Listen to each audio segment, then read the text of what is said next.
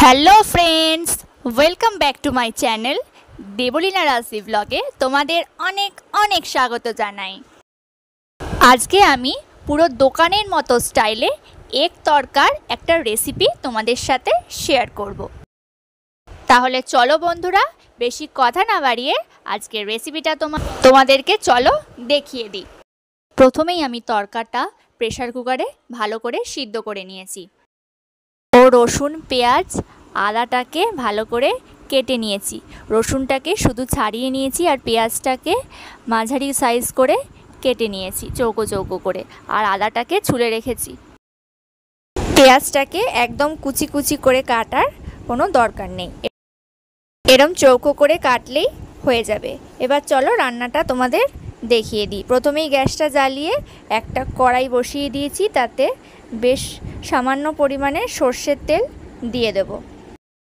এবার এই সর্ষের তেলটা গরম হয়ে গেলে পরে একটা গোটা শুকনো লঙ্কা মাঝখান দিয়ে ভেঙে ও সাদা গোটা জিরে তেলের মধ্যে ফোড়ন দিয়ে দিতে হবে। জিরেটা একটু ভাজা ভাজা হয়ে যাওয়ার পরে যেই হালকা গন্ধ বেরোবে তখন কেটে রাখা পেঁয়াজ কুচিগুলোকে দিয়ে দিতে হবে তেলের মধ্যে। পেঁয়াজটা ভালো করে ভেজে নিতে হবে। ভালো করে ভেজে নেওয়া হয়ে গেলে পরে রসুনটা আর আদাটা ভালো করে ঘষে নিতে হবে। রাতের বেলা ফাস্টফুডের দোকানগুলোতে যে তড়কা রুটি পাওয়া যায় সেই তড়কার থেকে ঘরের তড়কার টেস্ট কিন্তু পুরোপুরি আলাদা হয়। অনেকেই আছে যারা বলে ঘরের তড়কার চাইতে দোকানের তড়কা অনেক বেশি টেস্টি হয়। তারা আমার বানানো আজকের রেসিপিটা বাড়িতে ট্রাই করে দেখো, দোকানের তড়কা জাস্ট ভুলেই যাবে। তখন মনে হবে যে এই তড়কাই বাড়িতে বানিয়ে বারবার করে খাই। এবার দেখো পেঁয়াজটা আমার এখানে লাল লাল করে ভাজা হয়ে গেছে। এবার কেটে রাখা রসুন কুচিগুলোকে তেলের মধ্যে ছেড়ে দেব। রসুনটা তেলে দেওয়ার পরে হালকা নাড়াচাড়া করা হয়ে গেলে পরিমাণ মতো হলুদ গুঁড়ো দিয়ে দেব, লঙ্কার গুঁড়ো ও জিরে গুঁড়ো ওপর থেকে ছড়িয়ে দিতে হবে। মশলাপাতি সব দেওয়া হয়ে গেলে পরে সামান্য পরিমাণে চিনি ওপর থেকে ছড়িয়ে দিতে হবে। তোমরা এখানে যারা চিনি পছন্দ করো না তারা চিনিটাকে অ্যাভয়েড করতে পারো, বা বাতাসা বা ধরো গুঁড়ো দিতে পারো।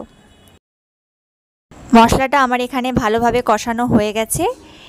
এবার সিদ্ধ করে রাখা তড়কাটা কড়াইতে আস্তে করে ঢেলে দিতে হবে। তড়কাটা কড়াইয়ে দেওয়ার পরে ভালো করে খুন্তি দিয়ে নাড়াচাড়া করে নিতে হবে। তড়কাটা ভালো করে নাড়াচাড়া করে নেওয়ার পরে তড়কার যে মশলা রয়েছে সেইটা তড়কার ওপরে ভালো করে ছড়িয়ে দিতে হবে।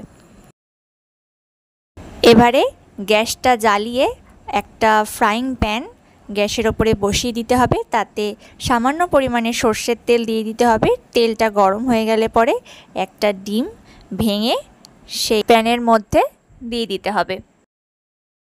এবারে ডিমটাকে ভালো করে ঝুড়ি ঝুড়ি করে ভেজে নিতে হবে ও ভাজার সময় সামান্য পরিমাণে নুন ওর মধ্যে ছড়িয়ে দিতে হবে।